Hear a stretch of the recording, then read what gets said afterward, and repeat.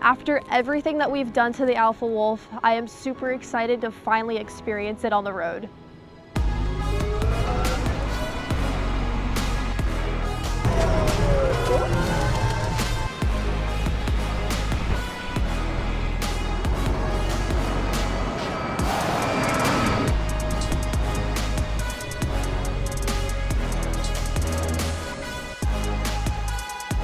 The instant torque was insane. It was super quick, and when I was going around the corners, I felt the body roll. The body roll was just super smooth. The suspension handled so well.